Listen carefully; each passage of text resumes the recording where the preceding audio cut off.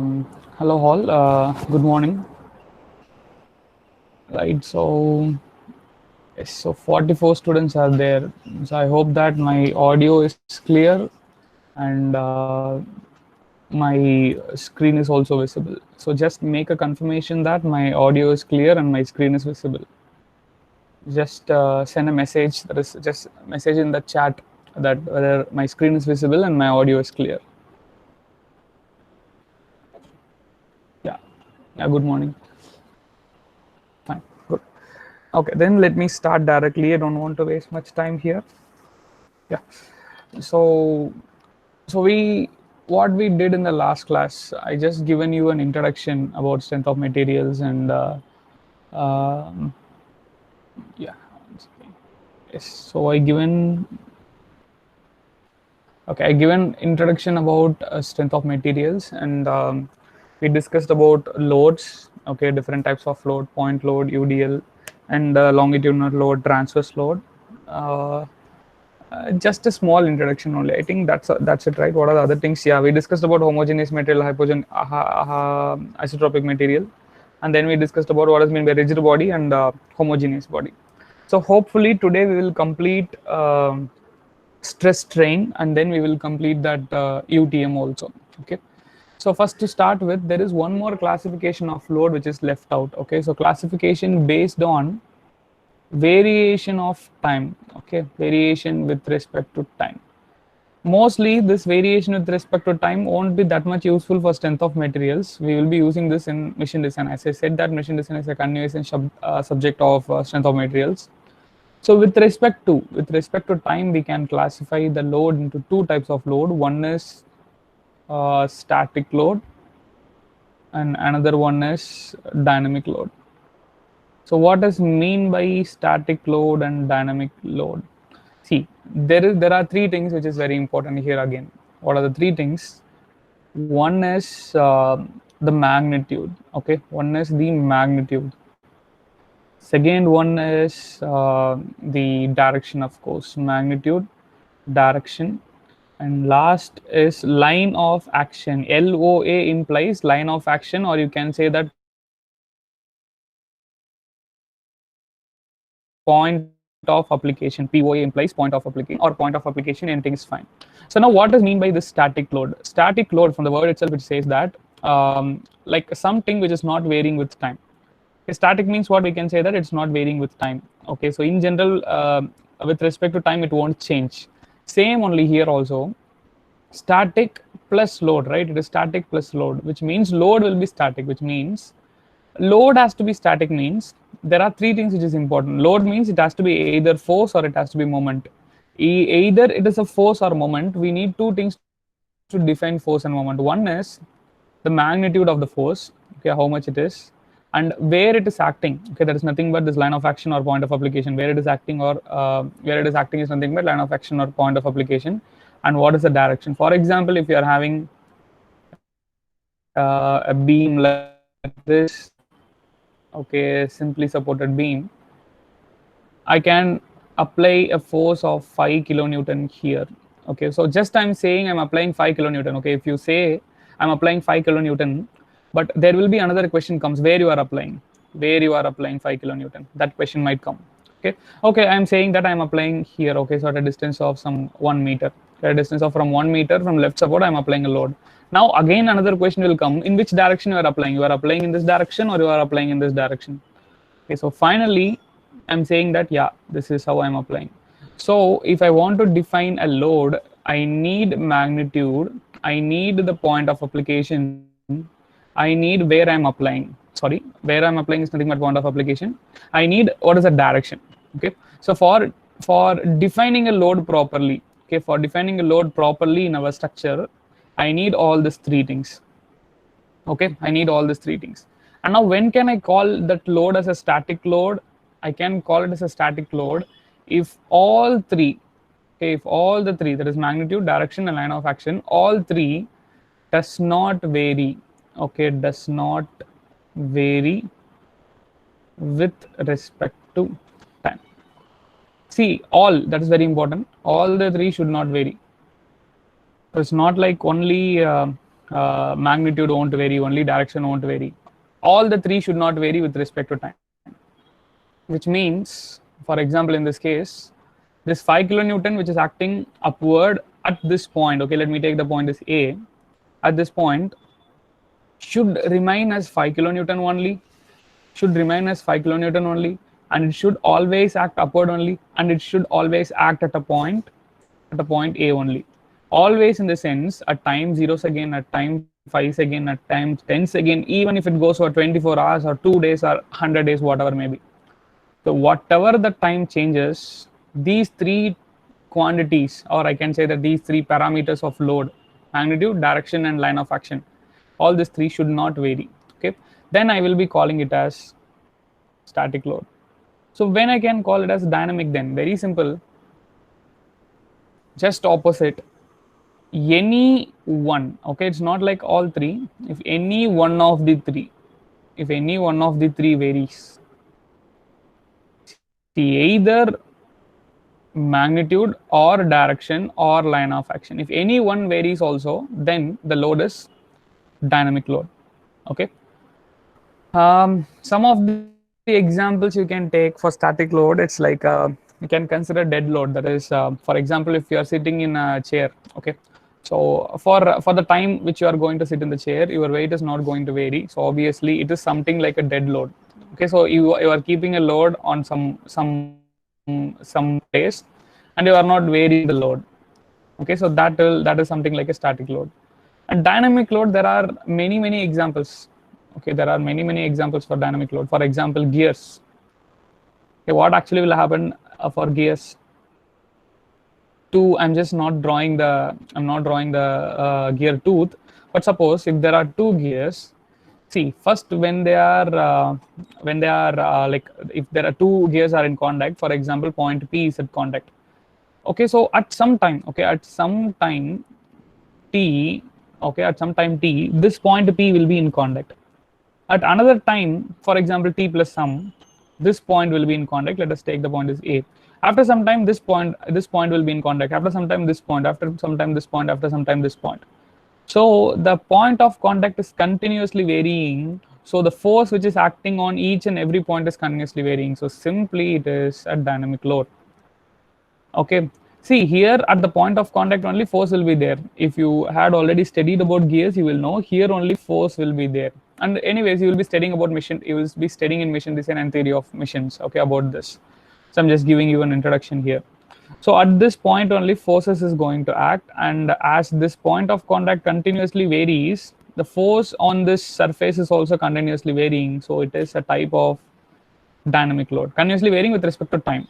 Okay, and there are n number of examples. Again, you can take an example of connecting rod.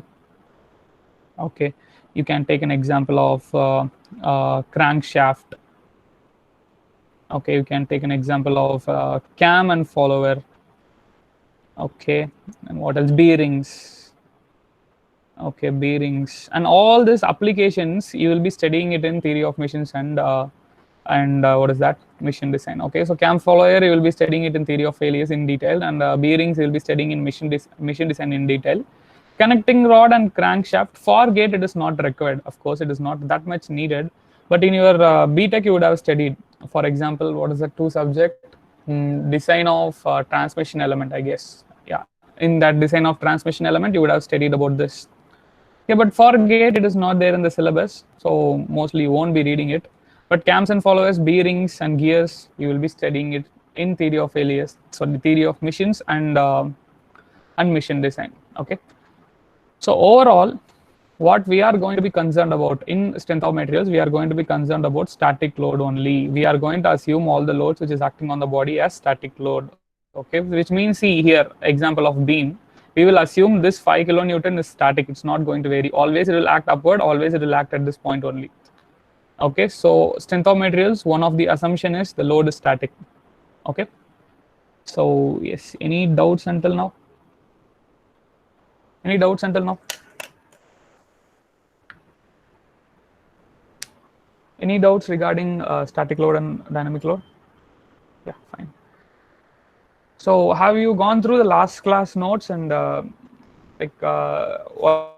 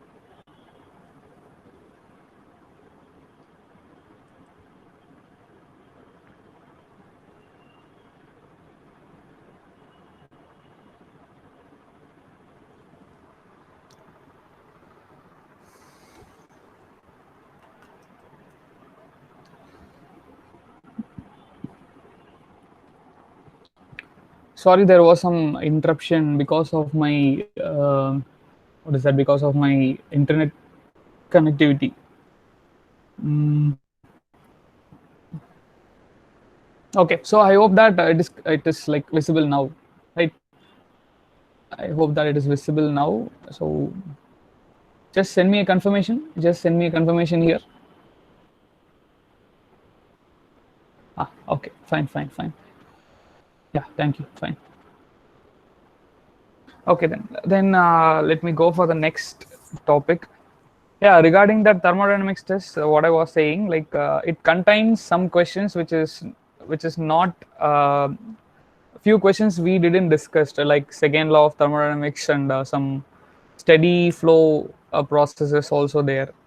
So, but I hope that like thermodynamics topics will be covered by some other faculty also, and once if it is covered, then you could able to attend that. Okay, right. So once after that, you try to attend the questions. So let me start the next thing.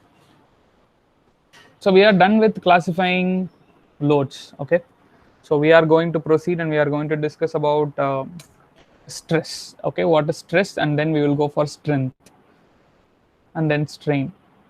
Okay, so first is stress. Right. So what is stress? Jen, any uh, whatever is coming to your mind, you can say what is stress.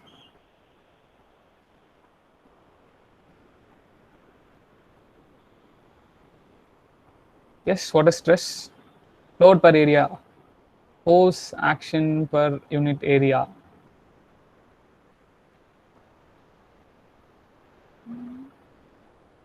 Right. Yes, if you reply it fast, then it will be very good because we can proceed also. I want I need many of them to reply. Like it's not like two or three. Okay. Anyways, I will just proceed, but I want your answers from next time. Anyways, I'm not asking questions repeatedly, right? I will ask questions rarely only. Force per unit area, action per unit area, force act per unit area. Hmm. Right. If you say the same answer in any interview, or if you say the same answer somewhere, then deformation of the body by applying force, it's completely wrong. Madasami. Right. So deformation of body by application of force, it's not.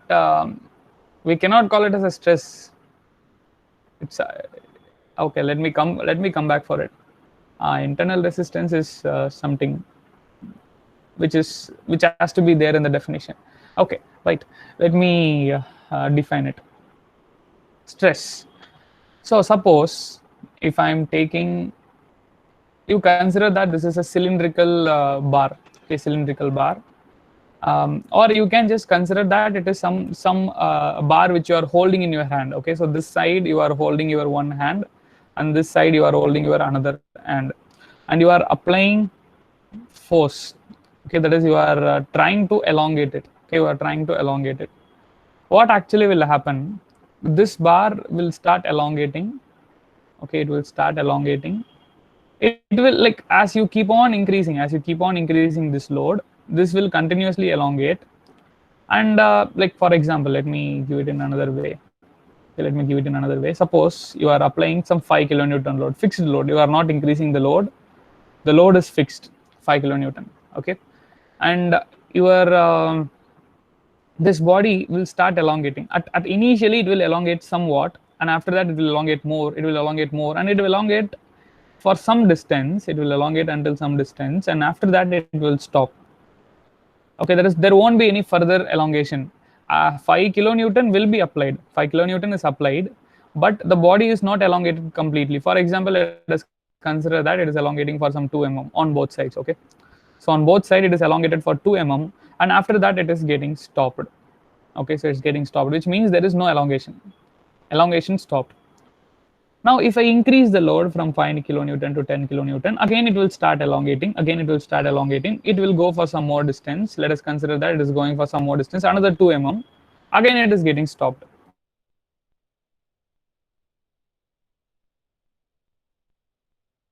Right. So there is continuous elongation or continuous deformation which we could see, okay, in any solid which I'm taking. Okay, there is no continuous elongation or there is no continuous deformation which I'm able to see. Okay, and now the question is why it is happening. Why it is happening? Because if I'm applying a load, why there is a requirement for this deformation to stop? If it is elongating, it should elongate continuously because of this load 10 kilonewton. But why it is getting stopped? See, it is something like, you can give an example. Suppose you are considering a person. Okay, you are considering a person.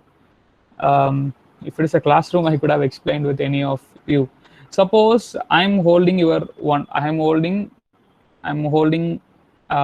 one hand, okay, of one person, and I am just trying to move that person forward. Okay, so I am standing here, I'm trying to move this person forward. Okay, so what will happen actually, he will move. Okay, he will move a little, but after that he will stop, right? He will move a little, right? So he is going to move a little, but after that he is going to stop. That is, he is not going to continuously follow me.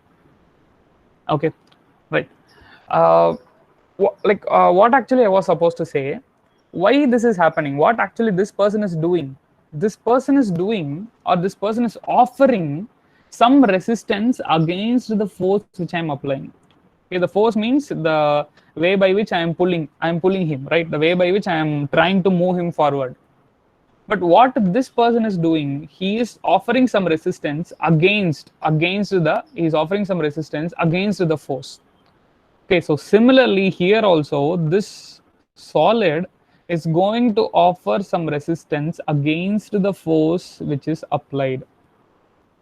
Until this resistance less than that of this force, okay, it will deform without any issues. But once this resistance which is offered by the solid body and the external load which is applied, if both of them are same, the deformation will stop, and again, like, deformation will stop completely. Okay, now let me show you in or what I could say. Let me take a section like this. Okay, let me take a section like this, and if I take a section like this, let us consider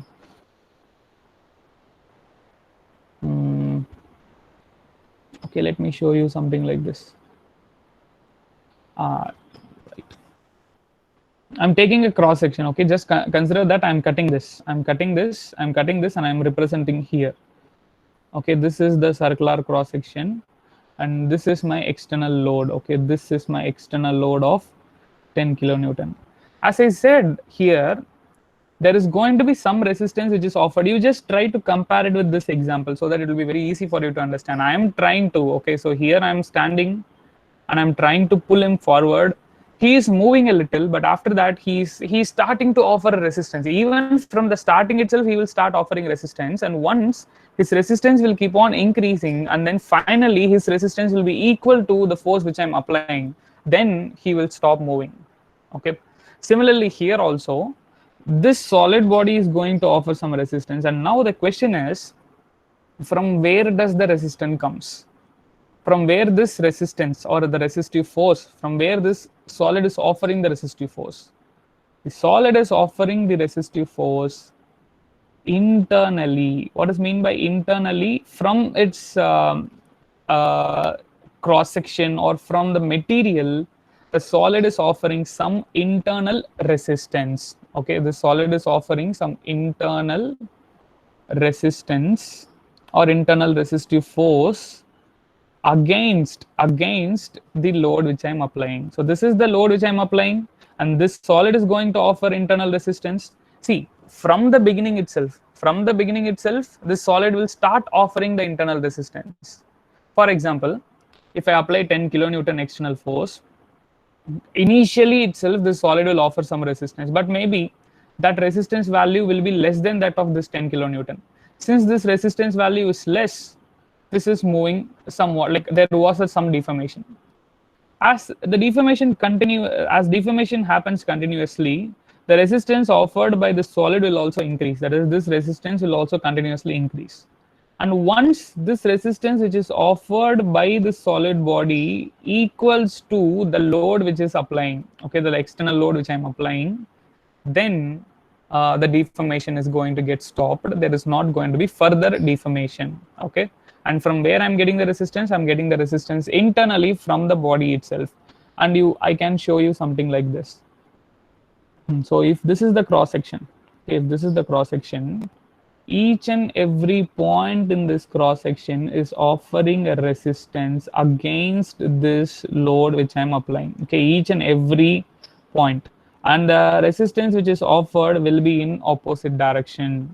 Okay, so let it be F1, let it be F2. That is, these are the forces which each and every point, okay, each and every point in this cross section, let me take the cross section as A. Point means again here also dA, that is a very small area. Okay, so each and every dA, a small area, is offering some force which is against the total force which I am applying. Right. Now, once the summation of all the forces, okay, summation of all the F, okay, let me write, summation means just I'm adding all the forces.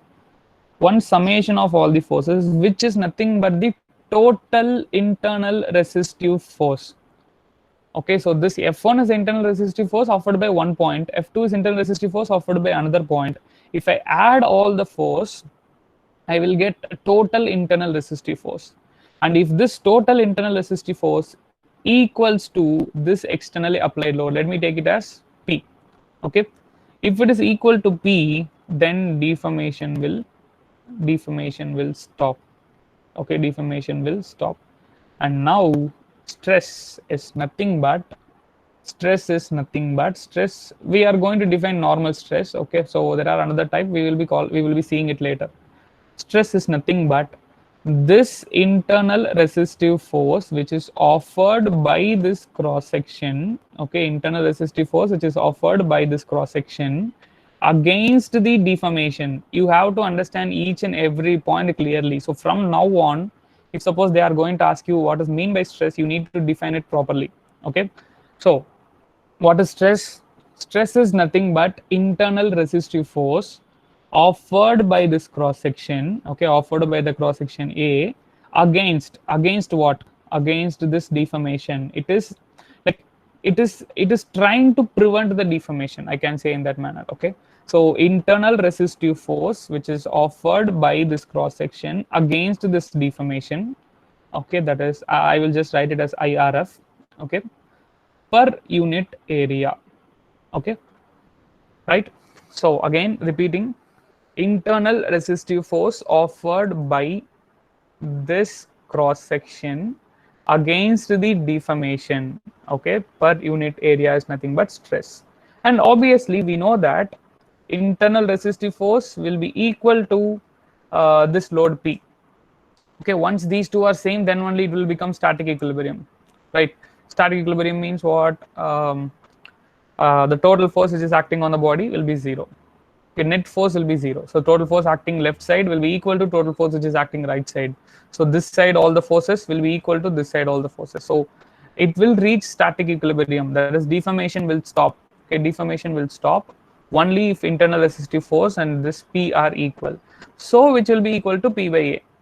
So this definition of load by area, okay, this definition of load by area is consequence of or what I could say, it's just a result. Okay, it's just a result. See, since internal resistive force and load P are same, we can write sigma as P by A. Okay, we can write sigma as P by A, but as per the definition it is not correct. Okay, as per the definition it is internal resistive force only per unit area. So any doubts until now? Those things we will see. Material breaking and all we will see. There are many what is that? Test which we will be doing. We will be discussing about it. Okay, about material breaking. Fixed wall. Free deformation is restrained. Shankaranarayanan. Yeah, that is fine. Okay, if there is restriction, then there will be stress. That is correct. We will see about that. Actually, I asked about I asked about what is the definition of stress. You are just saying when stress will happen. That we will see. When stress will happen, we will see. So during stress, material will deform or not? Yes, it will deform. That's what I'm saying. During stress means it is not like during stress. See, I'm applying some force here. Let us consider load PP.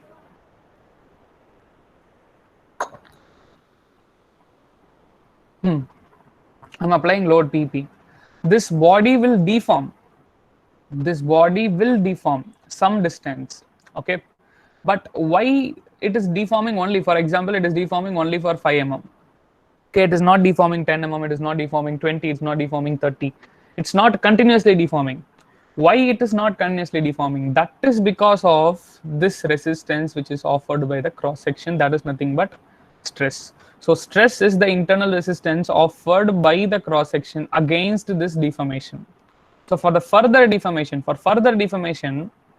it's not allowing. For further deformation to happen, I need to increase this load. Again, if I increase the load, stress will increase. Okay, because as I increase the external load, internal resistive force will also increase. As internal resistive force is increasing, stress will also increase. Yes. Yes, Sankaranarayanan, we will come for that point. Okay, we will come for that point. Pre-deformation, we will come for that point.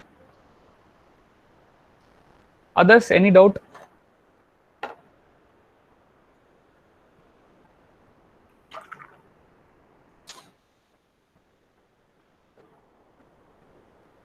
Okay.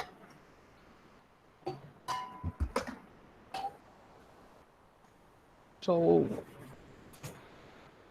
next we will see what is the unit of stress. Okay, actually it is a very simple one, but I need to give you one small point which I feel that which is important. Okay, see,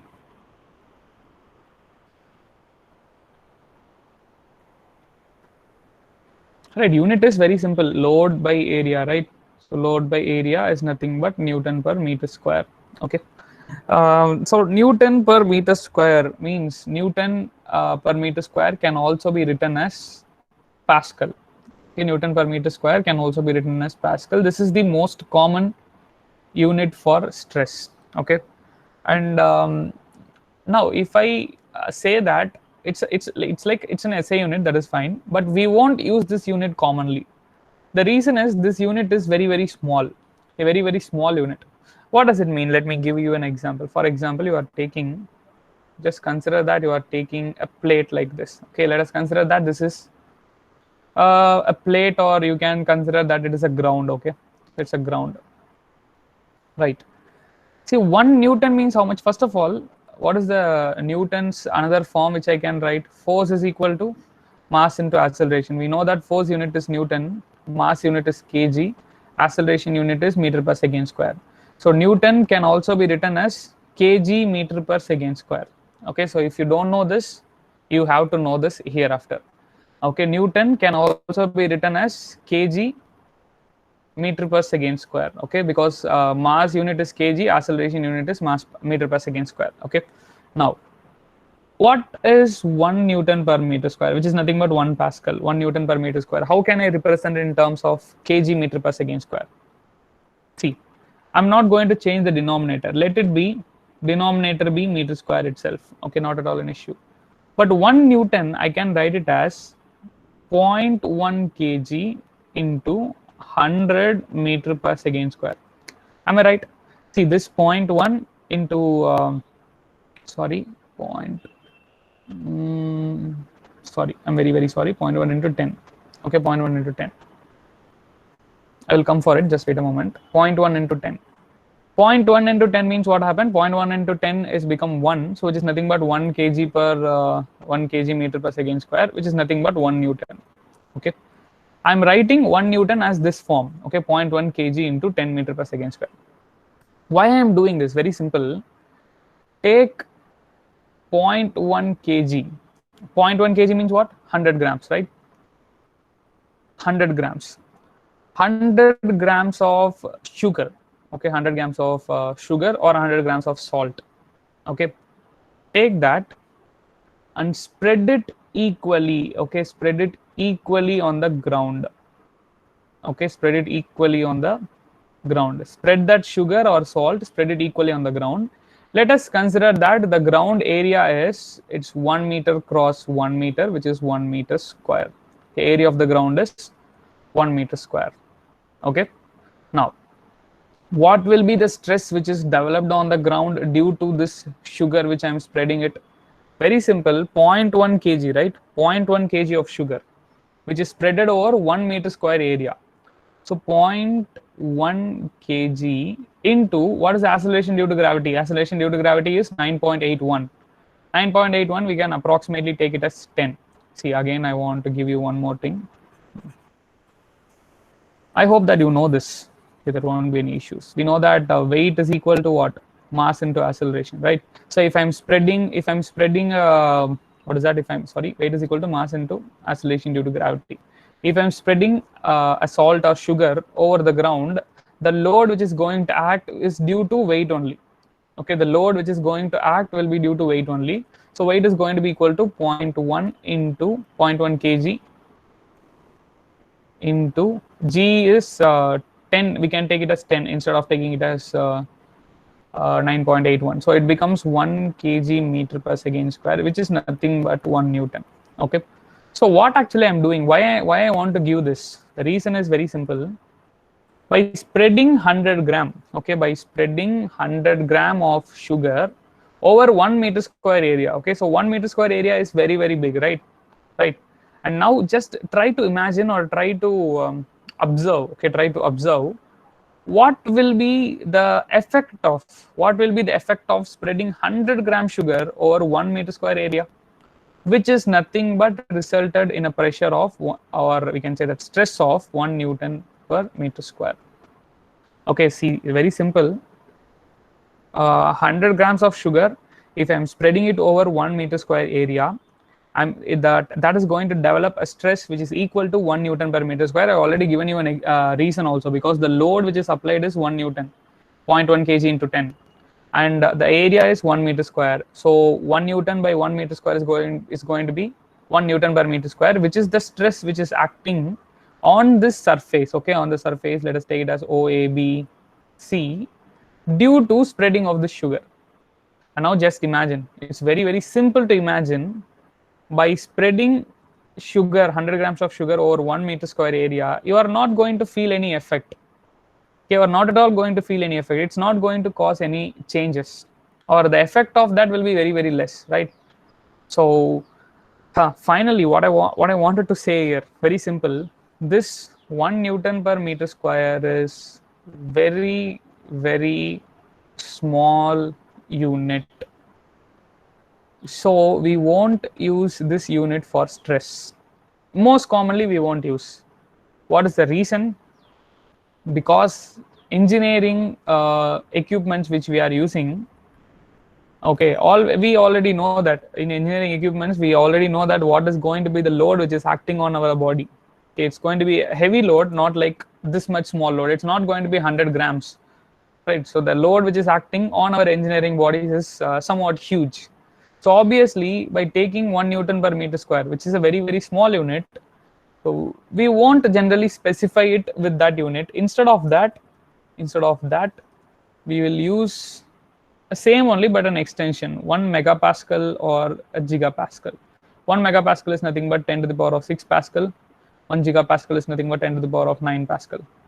Okay, so these two are the most common units. Even when you see any problems in GATE or engineering service, any exam, they used to give stress or Young's modulus, anything, mostly in this units only. Okay, that is megapascal and gigapascal. They won't use it as pascal because pascal is very, very small. Okay, any doubts here? Even I know a longitudinal elongation is possible. I don't know if the circumference stress induces or not. No longitudinal elongation due to axial load. See, that's what I'm saying. That is not the definition of stress. Initially, I asked the definition of stress. The thing which you are saying is something like we can say that types of stresses, or we can say that when stress will act. I will be discussing about it later. Your points are correct, but we will be discussing it later. Okay. Huh. Any doubts here regarding this point? Why we won't use Pascal regularly? We won't use, most of the times we won't use. We will use megapascal or gigapascal only. Okay, so before that, before going into next, I need to discuss one more thing. This 1 megapascal is there, right? Will be very useful when we are solving problems. 1 megapascal, which is nothing but 10 to the power of 6 Pascal, right? That is nothing but 10 to the power of 6 Newton per meter square. That is nothing but 10 to the power of 6 Newton per 1 meter is equal to 10 to the power of 3 mm, right? In 1 meter square is equal to 10 to the power of 6 mm square. I'm just squaring on both sides. So instead of 1 meter square, I can write 10 to the power of 6 mm square. So I can cancel this too. So it becomes 1 Newton per mm square. So 1 megapascal is nothing but 1 Newton per mm square. That is, if I take 1 mm square of area, if I take 1 mm, very, very small area, okay, 1 mm square means very, very small area. And if I spread 100 grams of, what is that, 100 grams of sugar or salt, what is the stress which is developed? Okay, I'm just giving this so that you can feel about it. Okay, so mm is very, very small, right? Mm square means it's very, very small area. Mm means, you know, smallest division in your scale. Okay, very, very smallest division in your scale. That area is getting spreaded over by 100 grams of sugar or salt, then obviously the stress which is developed will be very high. Okay, so this megapascal is what we are going to use. So this will be very useful when we are solving problems. Okay, so directly you can find the answer in Newton per mm square, and then you can just write it as megapascal. For example, you are getting the answer as 200 Newton per mm square. That is nothing but 200 megapascal. Okay, because we know that Newton per mm square and megapascal are same. Will be useful when we are solving problems. Any doubts until now?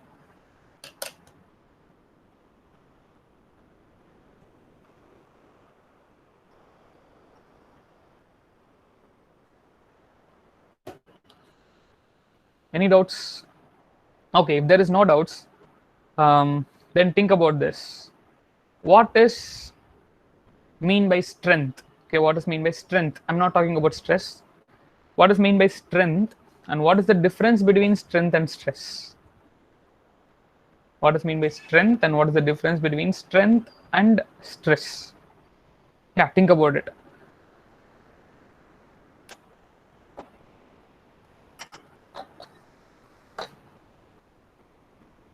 If you know the answer, you can answer.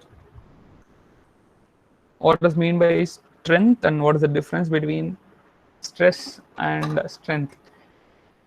Devendra Prabhu. Okay. Capacity is correct. But it is not to hold the stress. But yes, fine, it's correct. It's almost correct. Capacity is correct. Property of material, yes. Okay.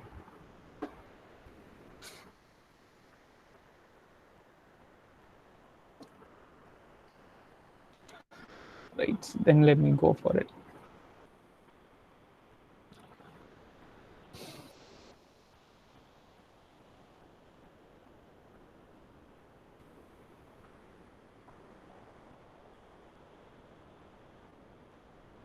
Okay. Listen. See, I used to give the same example only in my class also. I will just take some, I will take some container, okay. I will take some container. Let us consider that this is 1 meter cube, or I will just simply take it as, this container is having 1 liter capacity. Okay, so volume, that is the volume this container can hold, was 1 liter. Okay, so this is the capacity of this particular container. Okay, which means maximum I can fill. Okay, maximum I can fill water or any liquid. How much amount I can fill? I can fill it by an amount of 1 liter. Okay, now,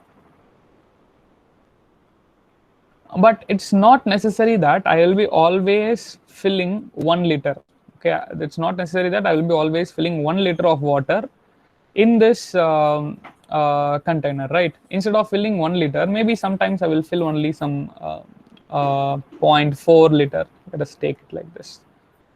Okay, I will be filling only 0.4 liter, or else maybe I will be filling only mm, some 0.75 liters or something like that. So instead of filling it fully, I will fill only partially. Maybe yes, I will sometimes I will be filling 1 liter also. But was there any possibility for filling this container more than uh, more than 1 liter? Okay, more than 1 liter. Was there any possibility? No, it is not possible. So the maximum volume which I can fill, okay, in this container is 1 liter only. Okay, that is first point to note it. And the second point, if I fill, just understand this properly. If I fill the container by only 0.4 liter, okay, I want answer. Okay, I want answer. If I fill the container by only 0.4 liter, what will be, okay, what will be the value of what I could say, the capacity of this container? Will there be any change in the capacity of the container? See, I'm filling it only by an amount of 0.4 liter. Let us take this case. Let us take this case as case B. I'm filling it only by 0.4 liter. I'm taking water. I'm filling it 0.4 liter of water inside this container. Will there be any change in the capacity of the container? Will there be any change in the capacity of the container? Of course not. Capacity is not going to vary, which means still this container will have a capacity of 1 liter. Still it can occupy 1 liter. But of course, I'm occupying only 0.4 liter.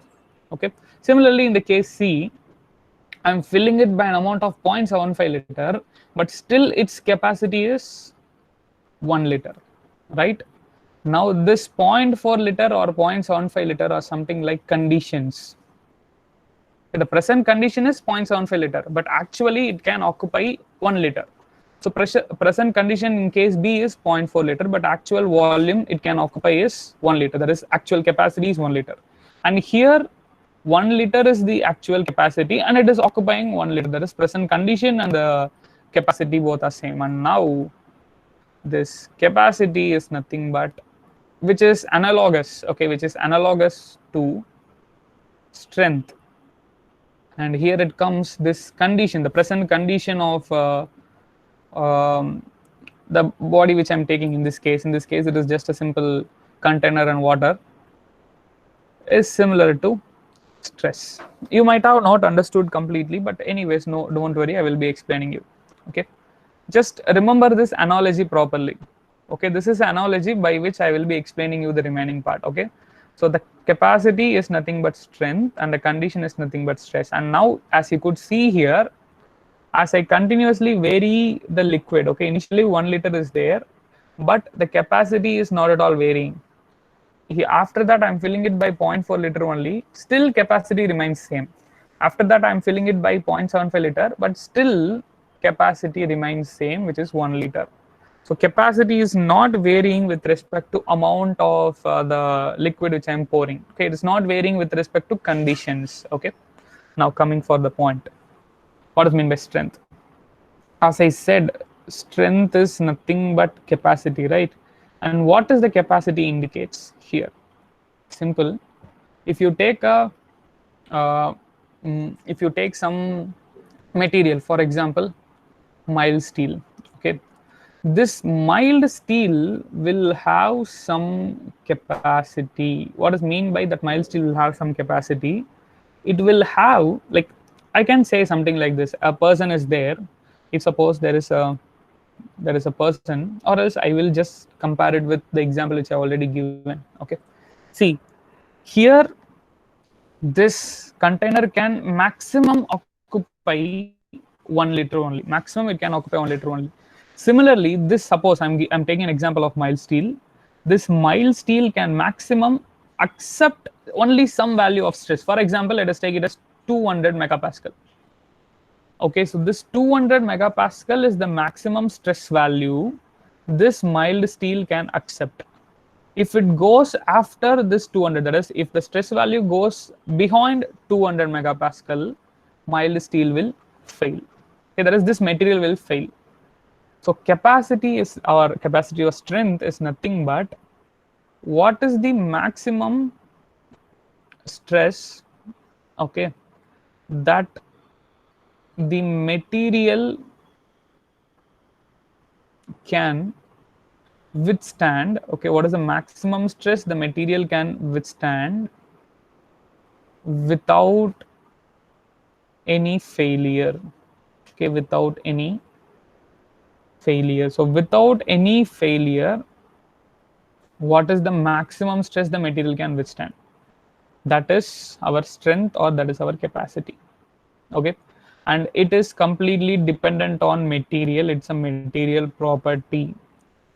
Okay, for example, for mild steel I will be having some 200 megapascal. For cast iron I might have some 250, or for some other material, for example rubber, I might have some 150 or something like that.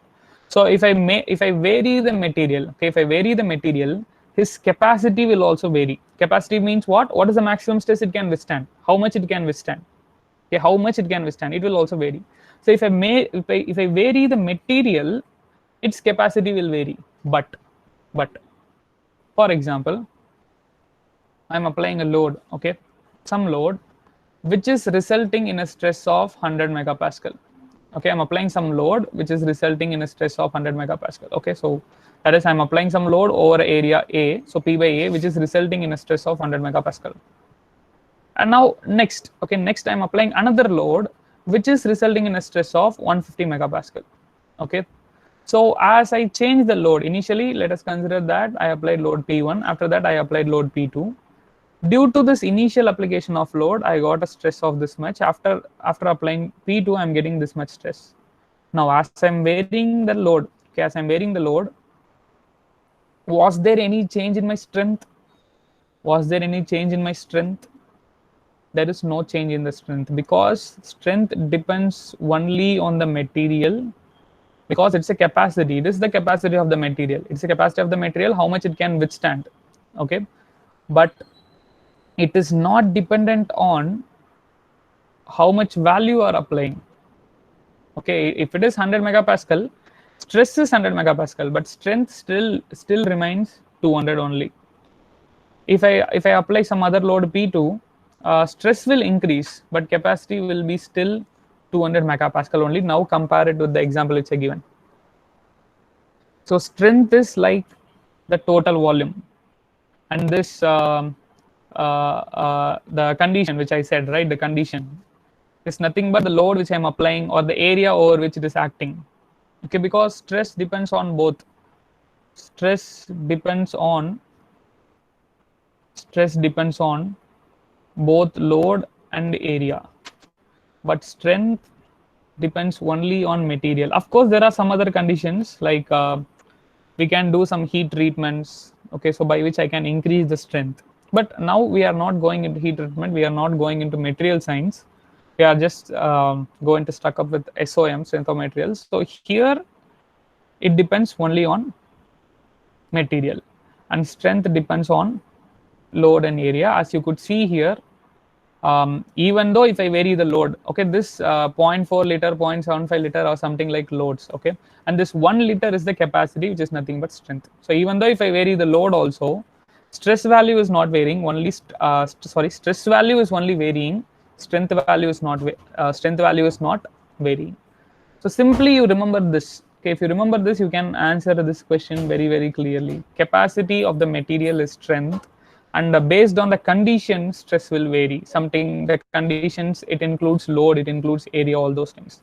And as per the definition, strength, this is the definition of the strength. Okay, so maximum stress the material can withstand, how much it can withstand without any failure. For example, if I keep on increasing the load to P3, okay, I'm increasing the load to P3 and it is getting resulted for a stress of 250 megapascal, then this material will fail, because the capacity is 200 only. capacity is 200 only, but I am applying 250 megapascal of stress, so obviously it will fail. It is something like, this is a container, I'm keep on pouring. Okay, 1 liter is the capacity, but I'm keep on pouring the water. So what will happen after 1 liter? Everything will come off, right? Everything will just it will just come off, right? That is what is the exact word to say. It will overflow. Okay, it will overflow. So that's exactly the comparison. Okay, analogy you can say, right? Any doubts? Right. That no is for change in the strength, I guess. Stress is the factor acting on the material, whereas strength is the quality of the material by which it can withstand stress. Yes, it is correct. Strength is the property of a material. Yes, it is correct. Hmm. So, any doubts until now? I hope that hereafter you can give a proper definition for the strength and the stress. There won't be any issues. I feel so. Comment or just reply if you have any doubts. If there is any doubt, you can reply.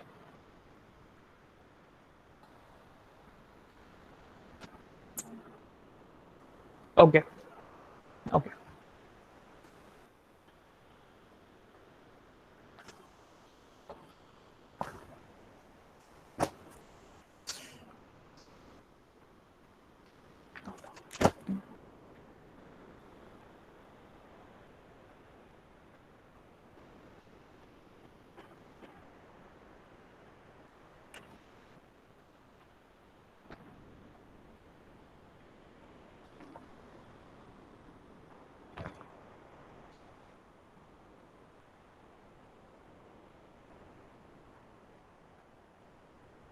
Okay. So as I was saying here, um, stress is not a property.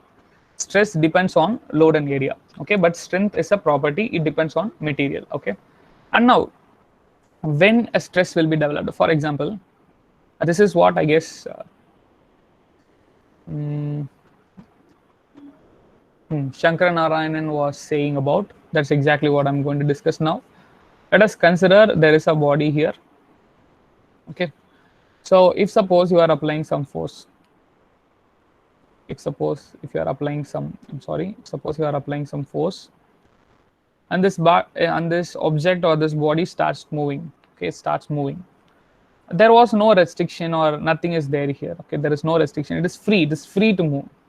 Okay, then there is no stress which is developed on this particular body. Okay, so for a stress to develop,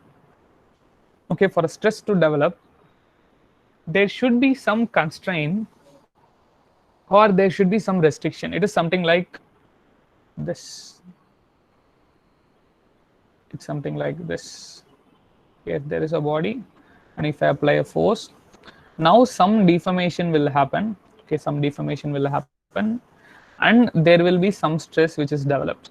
Okay, on any of the cross section which I'm going to take, because here the motion was restricted, right?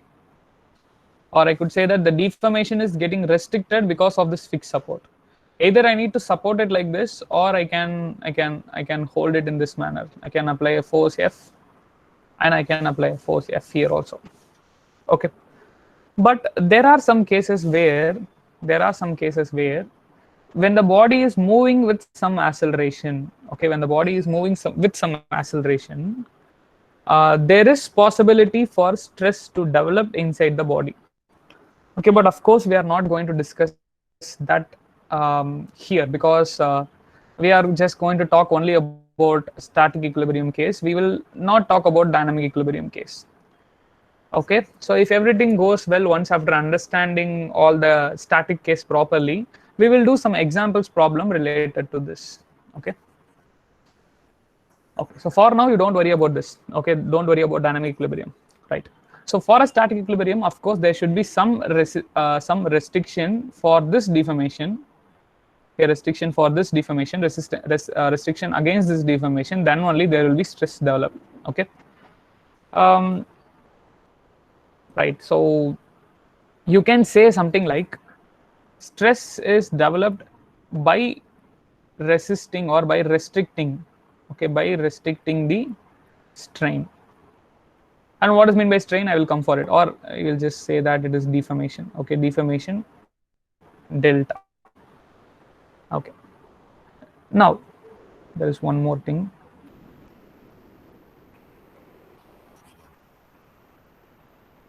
Suppose I'm applying a load F. Okay, so let me draw it properly. Suppose I'm applying a load,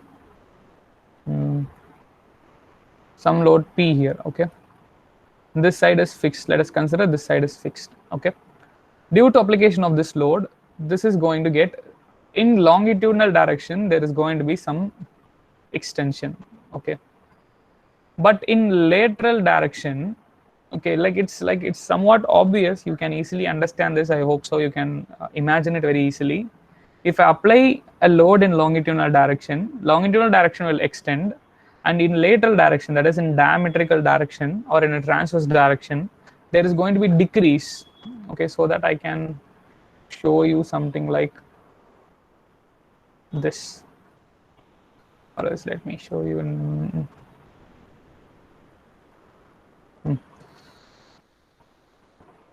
something like this. Okay, so there was some increase in the length. Okay, there was some increase in the length, let me just mark it as delta.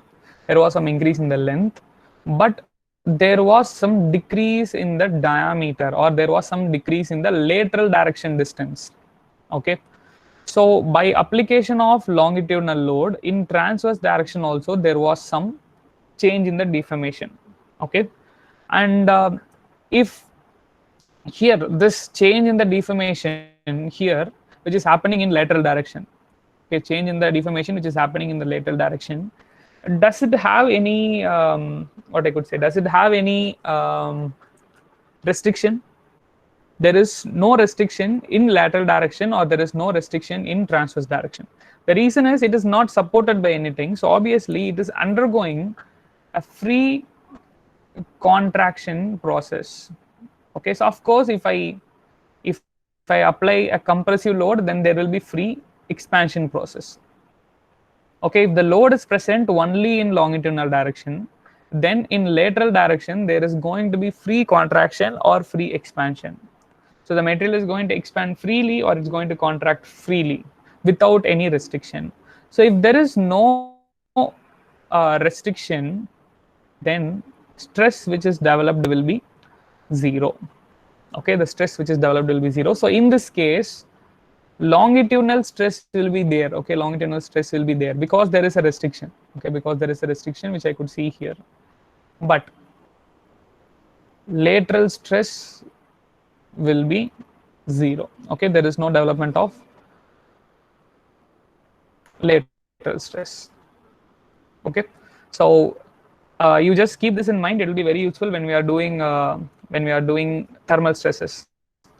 So free expansion case or free contraction case. Free expansion or free contraction means what? The material is expanding freely or contracting freely without any restriction. Okay, without any restriction, then I can say that stress developed in that direction will be zero. Okay, so free expansion or free contraction, stress developed was zero. But there will be deformation. Okay, deformation was there, so which implies strain will be there. Okay, definition of strain I will give after some times. Okay. Right. Any doubts? So why resistive force is always equal to applied force? That is what I'm saying, right? That's what I said initially also.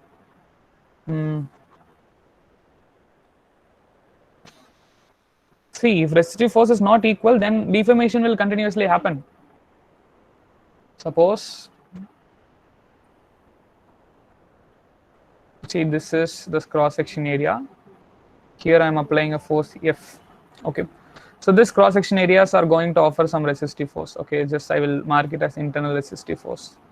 Suppose if the applied force is greater than internal resistive force, if it is greater than internal resistive force, then this deformation will happen. Okay, there will be some deformation, and when this deformation will stop, when this internal resistive force and this F force are equal, the applied force and internal resistive force are equal. If the applied force is greater, then automatically deformation will continue. Right. So as the deformation is happening, this internal resistive force will keep on increasing. It will keep on increasing, and at one point, this internal resistive force and this force will be same, which means it will reach the static equilibrium condition. Okay, so because to maintain that static equilibrium condition only, that's why these two are same. I hope it clears your doubt, right? Or any, if you have doubts, you can just ask.